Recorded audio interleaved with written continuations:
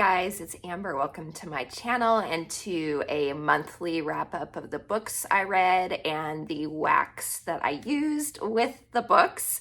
I do timestamp it, so if you aren't interested in seeing the home fragrance, then you can, just watch the book part, or if you're more interested in just seeing the home fragrance I used with the books, then that will be there for you too. So let's jump into it. So these are the books that I did read in October. I got through 7 books, and I will put up the graphic of my official TBR. Of the official TBR, I finished 3 of the 4. So not bad at all.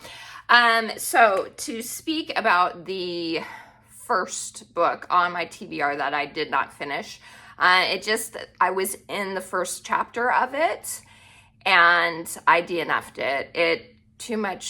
Way too much bad language already in the first chapter. So I was like, I don't need to read this. For me anyway, I'm just very sensitive to that sort of thing. So if there's a lot, and especially in the first chapter, I know I'm not going to enjoy the book. So I didn't bother. But the other 3 I got through, and I finished a total of 7. So let's jump into the ones that I did read. The first one that I finished during the month is Washington Irving's The Legend of Sleepy Hollow. So this is a short story. Most people are familiar with this story if you grew up watching the adventures of Ichabod Crane, the Disney Channel or the Disney version, animated version of the story, which we watch every Halloween. It's like our favorite. So, but I had never read the actual physical story that cartoon is based on. So I ended up giving it a 4-star.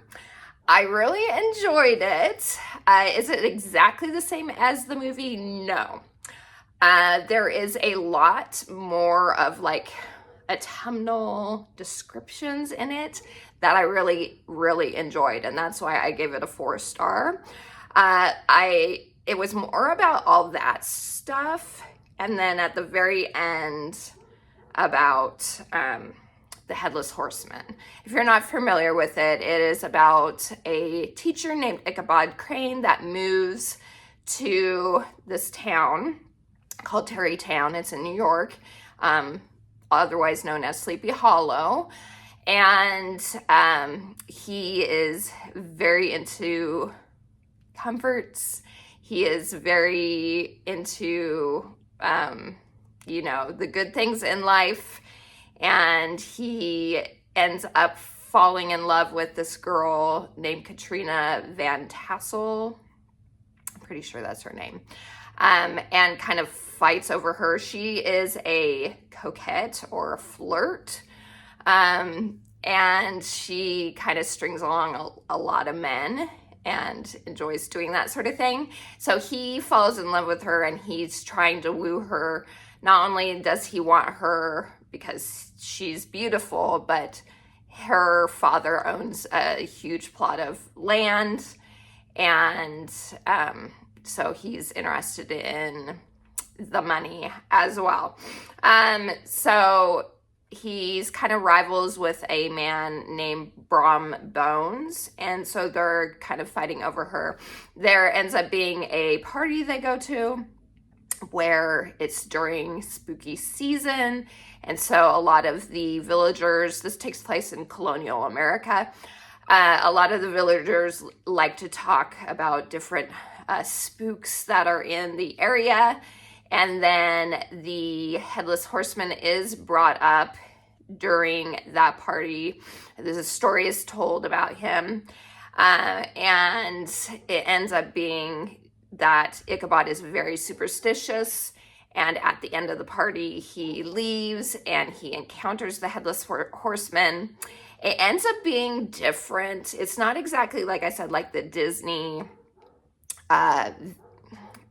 cartoon version, but it was still good. I enjoyed it mainly because of the whole like autumnal descriptions in it. It was fun. It was a fun read. And, but in regards to the Headless Horseman part, I do prefer the Disney cartoon over the actual book. So, but 4 stars, it was great and perfect for spooky season for sure. Okay, the next one that I finished is actually a reread, and it is Assistant to the Villain by Hannah Nicole Mayer. And I wanted to reread it, first of all, because the second book in the series came out in October, I'm pretty sure. Either September or October. I have it on hold at the library, still waiting for it. So I wanted to refresh my mind. Plus, it was the book of the month in the Homey and Homely book club on Fable Fun Book Club. I recommend joining it if you want. It is free. So I wanted to reread it. It was a 4.5 stars for me. I did end up enjoying it even more this reread than the first time around. And a lot of times that doesn't happen. It seems like I get caught up in the moment the first time I read a book, and then subsequent reads, I don't like it as much, but this time it got a 0.5 star more. It's such a fun book. It is about a girl named Evie Sage, and at the beginning of the book, she loses her job for reasons, and or she quits her job, actually. And she's walking through the woods after going to this job fair, and she gives up a job that she was going to take for someone else. So she is like lightness and sunshine and positivity type of character. And as she's walking through the woods to go back home, she ends up spotting some blood that she follows and she thinks it's an animal at first that's on the ground, and then she realizes it's a guy, and it ends up being the villain who got wounded. So she helps him. She ends up, the royal guards that are pursuing the villain, she runs off with him. He like protects her, and she runs with him so that she can get home because if she's spotted with him, then they wouldn't hesitate to kill her too. And so from that event, he ends up giving her a job as his assistant. He says he needs an assistant, and so he gives her a job. And they end up going, so she ends up hired by him, and finds out that he has this whole kind of like conglomeration, like this whole business, and his whole pursuit in life is to like foil the king of the land, for reasons. I don't want to spoil anything. And so she is his assistant, and he, of course, is very grumpy. It's that grumpy sunshine trope, which I do really enjoy. And he, it's funny. I don't want to give away too much. It's a funny, fun fantasy book. There are some serious things, though, you find out. Good character development. There is an adorable frog who wears a crown in it, who speaks by little signs. He holds up little like 1-word signs to speak to people. He's so cute. So yes, so 4.5 stars. I loved it. So again, even more the second time around, and I'm excited to pick up the second book. The second book's called Apprentice to the Villain. So this is Assistant to the Villain. So wonderful. Okay, next one is, let's see, my first T. Kingfisher book I have ever read, and it is called Nettle and Bone. And this is kind of like a dark fairy tale vibe. It's very questy, and instead of a girl wanting to marry a prince, she wants to kill the prince. So it's the girl is named Mara. She is the third princess in a small kingdom, the third sister who's a princess in a kingdom. She ends up pretty much growing up in a convent, though,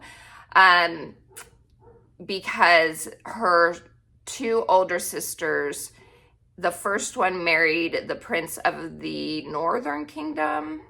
I think it was the Northern Kingdom, and ends up passing away. So then it's the second in line, then it marries this prince from that kingdom, because he wants their little kingdom. He wants control of it.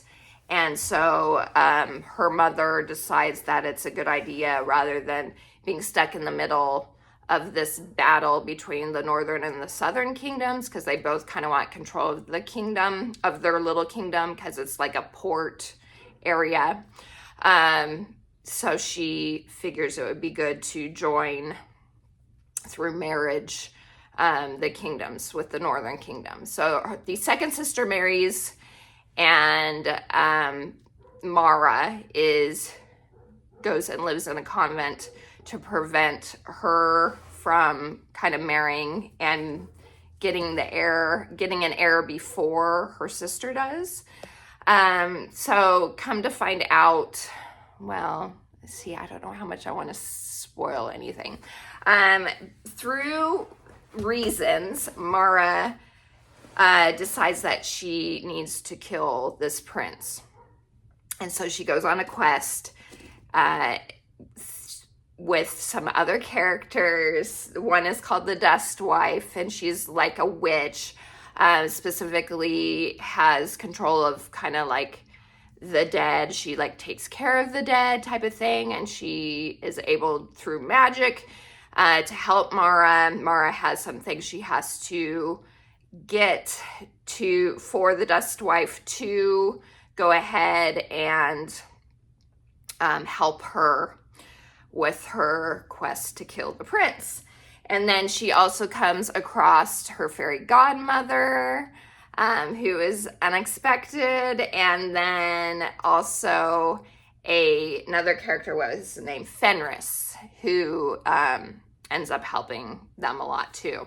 And so it's about her going to try and kill the king, or well, the prince. And yeah, so I really ended up enjoying it. Did I say the stars yet? I don't know. My rating for it is 4 stars. I thought it was really good. I will read more T. Kingfisher books. All of her books are kind of like fairy tale, like twisted fairy tale vibes. I know this isn't necessarily specific to any one fairy tale, but I know at the end in her acknowledgement, she did mention that it was very, very, very loosely based on The Princess and the Pea. If you're familiar with that fairy tale. So I really enjoyed this a lot. The characters were great. Mara was naive, yet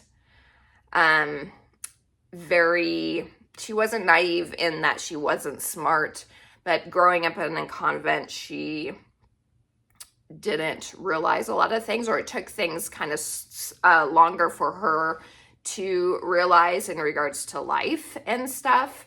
But she's very matter of fact about things, and single-minded when it comes to helping her family.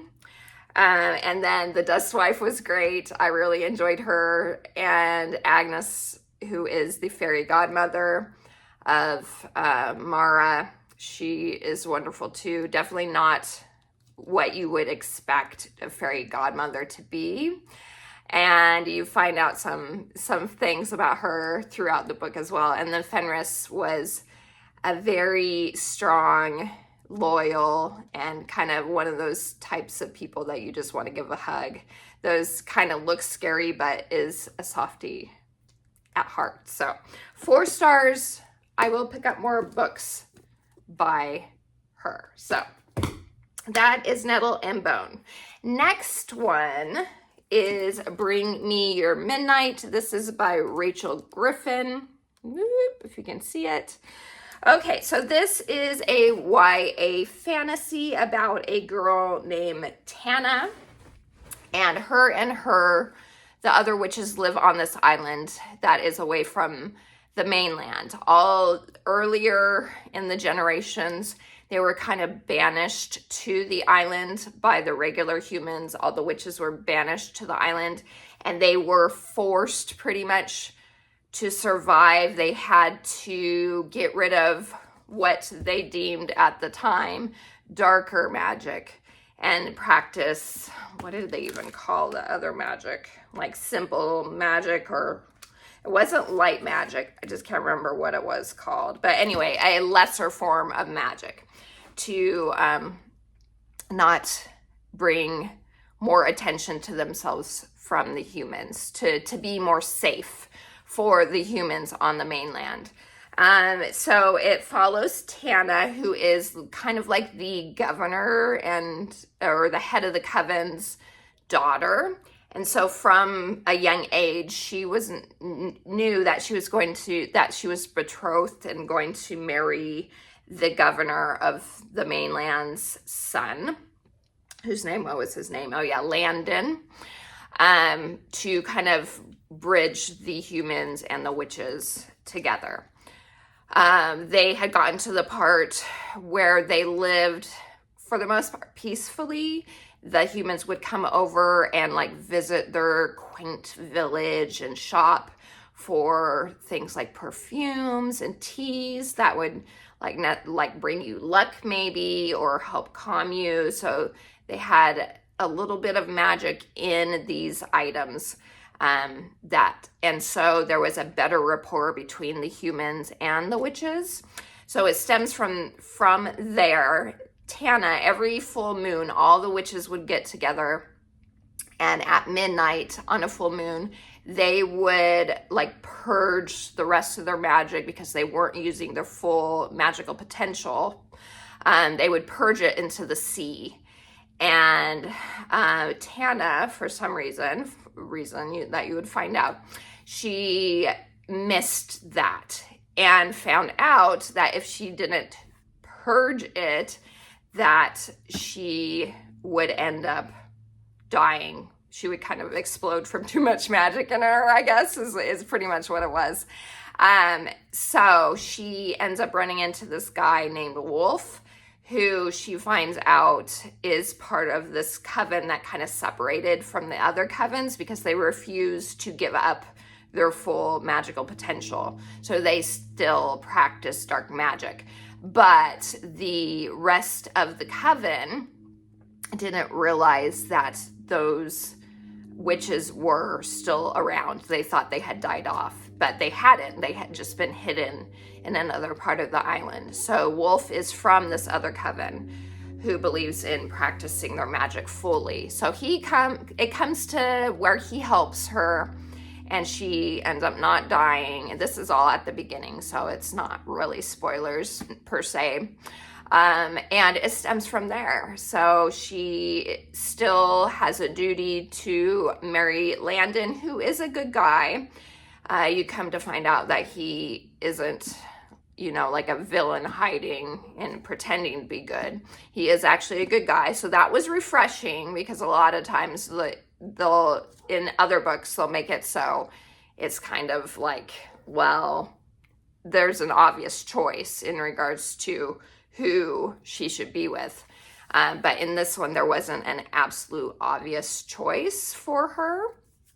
And so she's kind of torn between, she realizes from getting help with Wolf that maybe this way of practicing this lesser magic isn't the way, because she's found out that it is causing their purging of their magic into the sea is causing irreparable damage to their island, to the atmosphere and weather around it, to the sea and all that. It's causing harm by what they're doing. And so Wolf is trying to convince her of another way, a way that will actually help them, help the island and all that. So that's pretty much the premise, what it goes into. I gave this a 3 stars. I enjoyed it. It was kind of an insta-lovey type of vibe. Not a lot of depth in regards to getting to know the characters, but I enjoyed it. I enjoyed the atmosphere. The setting was really neat with, Tana loves the ocean. She feels at one with the ocean and nature and all that. So yeah, it was good. It just wasn't something that I was like, oh, I absolutely love it. But 3 stars, I liked it. So Bring Me Your Midnight. Then after that one, I read a contemporary romance, Ready or Not. This is by Cara Bastone. And this one I gave a 3.5 stars. This is a unexpected pregnancy trope, but is written in a really, really cute way. It's about a girl named Eve, and she, from a one-night stand, ends up getting pregnant. And it's about her dealing with that, and her dealing with her best friend and her best friend's brother, who is also pretty much her best friend too. They all grew up together. So Shep is the best friend's brother, and then her best friend's name was Willa. So Willa has been trying to get, her and her husband has been trying to get pregnant for the last few years and haven't been able to. So she has a hard time at coming to terms with Eve being pregnant. There's a lot of emotion because of that. And Shep kind of steps up and really is there for Eve. The baby daddy is involved in the book as well. His name is Ethan, I think, right? Yeah, his name is Ethan. He actually ends up being a really good guy too. So this book is all about Eve trying to figure things out in regards to the pregnancy and how she feels about it. And Shep is there helping her along the way. And they're great. It's a really cute book. The characterization of all the characters were wonderful. I enjoyed the whole friend group. They all had really good depth to them. And Shep, I just love Shep. He was just the sweetest, kindest. He was very into acts of service in regards to Eve, that sort of thing. He was just, you just feel warm and cozy when you're reading about him. He was so, so great. So story-wise, I loved it. It probably would have gotten 4 stars, but the second half of the book especially, there was a lot more language for me that kind of took me out of it, and then some other things that I was like, not a fan of. So it dropped it down to 3.5 stars for me. But still, it was still enjoyable. I did enjoy it. So Ready or Not, very fallish type book. Of course, it takes place through her whole pregnancy, but the cover especially, I was like, yeah, this feels folly. I'm going to read it now. So that is that. Okay, the next one that I finished after that is Dreadful by Caitlin Rosakis. And this is about a dark wizard named Gav. At the beginning of the book, he doesn't know who he is. He ends up, he had an accident. He finds out and he doesn't remember who he is at first. And then he realizes he's a dark wizard. But he still, throughout the book, is trying to figure out what that really means. There is a plot that he ends up finding out about that he was a part of as the Dark Wizard Gavrax well, I don't want to give too much away, but there is a plot in it that he's kind of joined forces with 3 other dark wizards. One of them is the one kind of in charge of the whole thing, who's actually like really evil.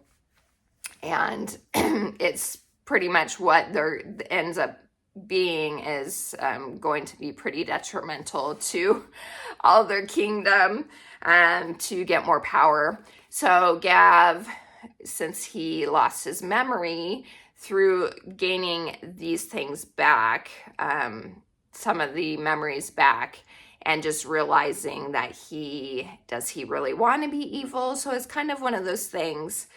Are you going to choose how are you going to live your life if you kind of have a second chance, a do-over? And can you, even if you've done bad things in the past, can you change and become better and move on and live a more fulfilling life? So that is kind of the premise of the book. It is funny. It wasn't as laugh out loud as I thought it was going to be. There were a couple parts where I was laughing, but more so it wasn't as funny as I was expecting it to be. There is a princess in this too who was Gav's prisoner, Elisha, I think is her name. And I enjoy her character. There were goblins in it that are like his servants who are great characters. And anyway, yeah, it's good. It was a 3-star. I have to give it a 3-star. So I do recommend it. I did enjoy it. It just wasn't as funny as I was expecting it to be. But I did like the whole, can I change and become better? Or do I have to stay where I am and do what is expected of me type of thing? So, okay, final book for the month of October is Anatomy, a Love Story by Dana Schwartz. And this one, my rating, I gave it a 3 stars. This is about a girl named Hazel. It takes place in like Regency, Scotland, and Edinburgh. And Hazel has always wanted to be a surgeon. That's what she's wanted to be since she was a kid. And she, at that time, of course, that really wasn't kosher for women to do things like that. So it's all about her trying to pass this exam so that she can become a surgeon. There is the doctor that she looks up to who is holding these classes that she starts going to at first, and that she ends up having to learn on her own. But the doctor did promise her that if she passes the exam, that he would take her on as an apprentice and she could become a full-fledged surgeon. Then there is also a resurrection man, which is someone that digs up bodies for doctors to study. His name is Jack. And he ends up coming into contact with, what's her name again? Hazel. Comes into contact with Hazel, and they end up helping each other. So he ends up helping her throughout her trying to become a surgeon. Now, there are like paranormal elements in this as well. You come to find out that there is a sickness going around again. It occurred a couple years earlier. What do they call it again? Roman fever, which is malaria. And it's starting up again. And Hazel's brother passed away from Roman fever a couple years earlier. And so that's one of the reasons why, too, that she wants to be a surgeon. She wants to be able to find a cure for Roman fever so no one else has to die. So there's that happening. And then there are a touch of paranormal elements happening in it. And yeah, you come to find out some things about different people that you might not expect to happen throughout the book. So in regards to the love story in it, because it says Anatomy, a Love Story, and I do really enjoy this cover. It's really cool. I would say the love story doesn't really even happen until halfway through the book. So it's not, if you're going into it expecting a big romance, you're not going to get it. Is there romance in it? Yes, there is, but it's not like the main focus of the book. In regards to graphicness, because you know it is about surgery, that sort of thing, there is some stuff in it, but it is YA, so it's not super, super graphic. Still, a couple things in it, I was like, ooh, that's kind of gross, but it's not like intense. So if I can handle it, I feel like you could probably handle it, because I am a wimp when it comes to those things. Spooky or gross, you know, those types of things. I'm a wimp. So this game, did I say 3 stars? I think I already said, but I'm giving this a 3 stars. I did like it. I may or may not continue the second book. It is a duology. The second one is called, I think it's called Immortality. I think that's what it's called.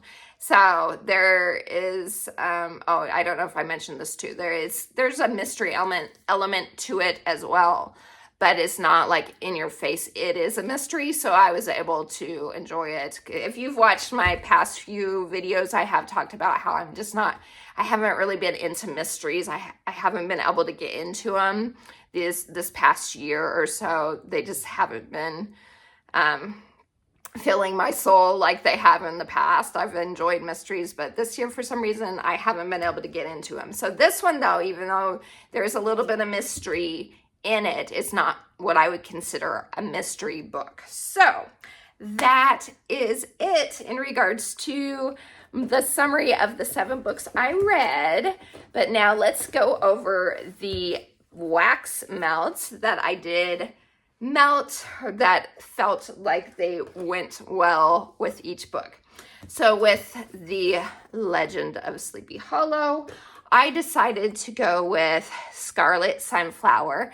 Now this one, I went with this. I could have gone with like a spookier type of scent, but since this book was very much focused on that whole like autumnal vibe, I felt that Scarlet Sunflower is a perfect fit. So this is apples, sunflower, and something else. I don't remember, but it is a beautiful, like fresh autumn type scent. And now I have a sun lying right there. The sun's moving.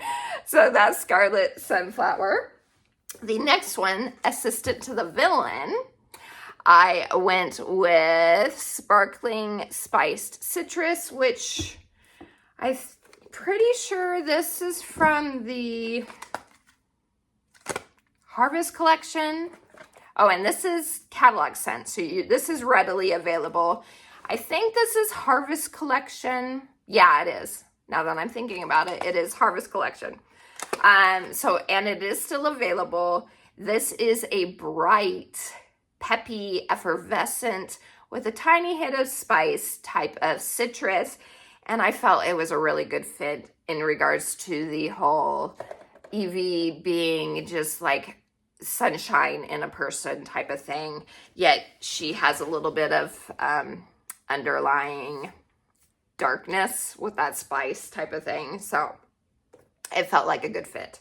Then we have for Nettle and Bone, I did Vanilla Chestnut. This is scent of the month for October, and it is a very spice, like clove heavy chestnut vanilla scent. And with all the earthy elements of Nettle and Bone, I felt like with the quest and the things she had to do, and the Dust Witch and all that sort of thing, Vanilla Chestnut felt like a really good fit with that one. Then after that, for Bring Me Your Midnight, I chose Peaks and Pines. This is also part of the Harvest Collection, and this is a fresh, almost aquatic. It's like a fresh, dewy, type of evergreen scent. And Bring Me Your Midnight takes place on an island, and it is during like fall into winter, And I was like, oh, this one would be perfect to go with that. So Peaks and Pines, really, really good. I really enjoy it. It has lavender and it almost feels like maybe eucalyptus and then a pine. It's very, very nice. Okay, then for Ready or Not, I did one. This one is not available. This is the only one that you cannot get, and that is Stroop Waffle Delight. This is delicious. It's sweet, caramely. If you don't know what a Stroop waffle is, it's the thin, like waffly cookie sandwich that has caramel in the middle, and that's what this smells like. Actually, this smells very similar to, if you're familiar with Bath & Body Works pumpkin pecan waffles. Kind of has the same vibe as that. And I figured for the story and how sweet Shep is, I thought that was a good fit. So Stroop Waffle Delight. Then, one that is Halloween-y, for Dreadful, I had to do it. Hocus Pocus, Sanderson Sisters Perfectly Wicked. I adore this scent. If you've been around my channel long enough, you know how much I love this scent. This is available, part of the Harvest collection as well. And it's such an amazing scent. It is cherry, dark berries. I can't remember if there's plum in it. There may be plum. I can't remember for sure. Spice, vanilla. It's amazing. If you're familiar with the perfume Lost Cherry by Tom Ford, it's a dupe for that, and it smells amazing as a home fragrance. I'm like obsessed. And I was like, what better scent for a dark wizard tale than that? So then lastly, for Anatomy, a love story, I went with Leaves and Lavender. This is similar to, it's not exactly the same, but I can see kind of the same vibe as another Bath & Body Works Leaves scent. This one has that kind of herbal quality. It has like a crunchy leaves quality. There is a spice to it.